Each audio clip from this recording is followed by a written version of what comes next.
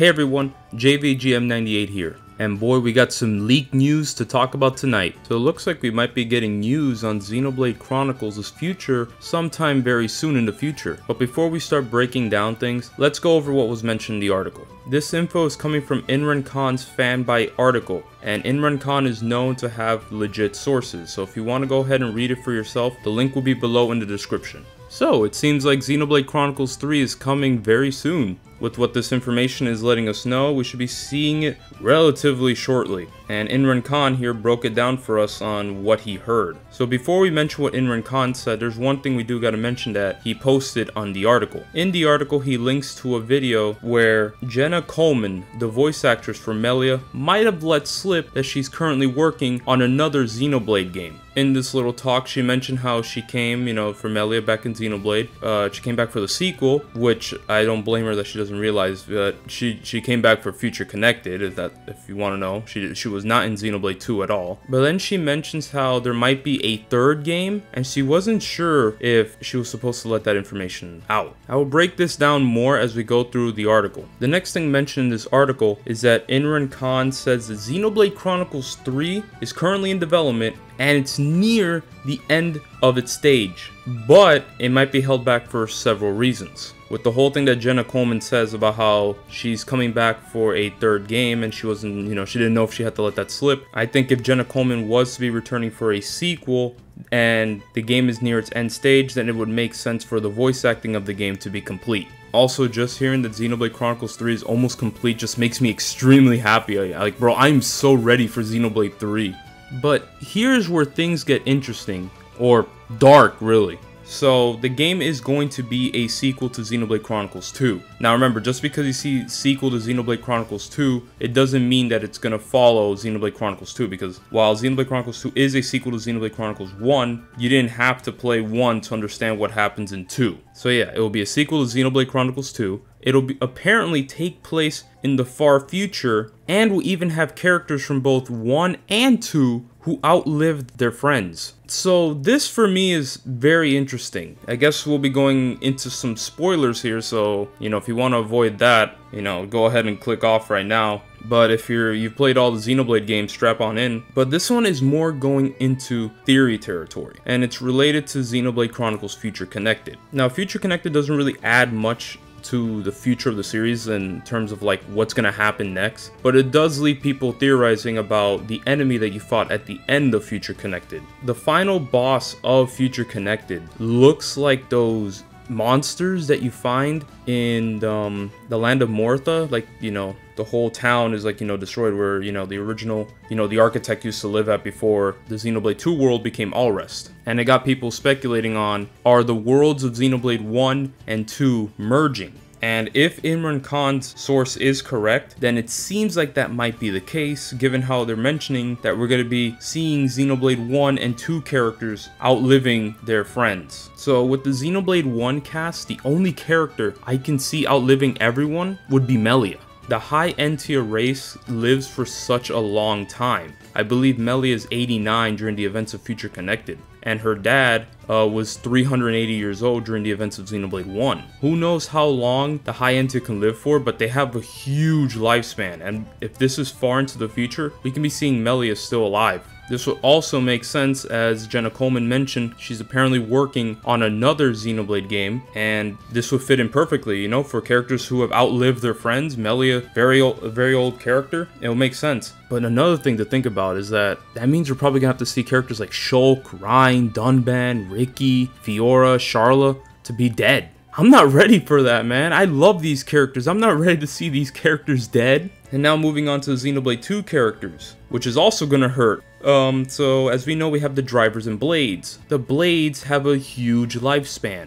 Drivers do not. The lifespan of a driver is just like a normal human. However, there's alternatives to make a human live longer by making them a blade eater, or, for blades themselves, for them to have a normal, a quote-unquote more normal life where they actually do die, and that's by becoming a flesh eater. Now, when it comes to the Xenoblade 2 cast that could be alive, there's more than Xenoblade 1's cast, and I'll get to them right now. So, I'm not too sure about this one, but it's possible that we could still see Zeke still alive, because as we know, he did become sort of a blade eater, as he does have a piece of Pandoria's core chip on him so he can live. So he might have a prolonged life. As for Pandoria, if Zeke is still alive, she'll still be with him. If Zeke is dead, we could still see Pandoria, but, you know, being a blade for someone else. The next one is Morag. And yeah, there's nothing special about Morag. She's just a regular human, so more than likely she's gonna be dead. As for Bridget, she most likely would be with another driver and all that stuff, which would suck because the only memories that Bridget would have would be the journal. And out of all the Xenoblade 2 characters, would probably be with someone else and forgot all her memories, which just makes me sad when you think about it. Then we have Tora. Tora would probably be dead as well. I don't know how long the lifespan of a Nopon is, but yeah, they don't go that old. So I'm assuming that eventually Tora will be dead. And Poppy, that's gonna hurt because she is an artificial blade. She was created. So she will have all these memories and, you know, or maybe worse, she could be rusting and all that stuff, you know? Seeing all her friends die and all these memories, she's just gonna be sitting there all depressed. And I don't know if I'm ready to deal with that, man. I don't know, man. Alright, then we have Nia. Nia does have a long life to go, as we do know that Nia is a flesh eater. Her life was shortened, but she still has a good amount of life left in her. We're probably going to see Nia still alive, if this is the case, and of course Dromark will still be with her. And then last but not least, of course, Rex and his blades, Pyra and Mithra.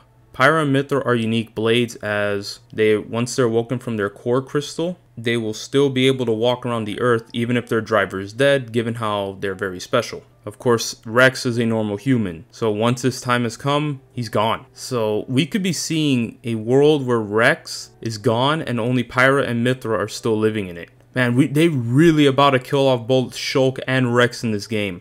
I don't know if I can deal with that. But the fact that for the characters that we could probably see in this game, being Melia, Zeke, Pandoria, Bridget, Poppy, Nia, Dromark, Pyra, and Mithra. Everyone else would be dead. That's dark, man. I have no idea what's going on with this story. Because again, far future, who's going to be the new character? Because I'm pretty sure we're going to have new characters appear in the game. Like, they're going to be, I'm pretty sure the new guys will be the main playable cast. Who will they be? Who knows? But I don't know if I'm ready to have my heart torn by seeing characters from Xenoblade 1 and 2 gone or dead. It's horrible, man. What are they doing over there at Monolith? So we're talking about story stuff out of the way. We have another thing to talk about now. And that's supposed to be that supposedly Xenoblade Chronicles 3 was meant to be revealed this year. And it can still even be shown off. But apparently Monolith Soft are currently having difficulties due to the current world events that are going around. And the fact that with that current world event happening, development of the game is being done in the developers' homes.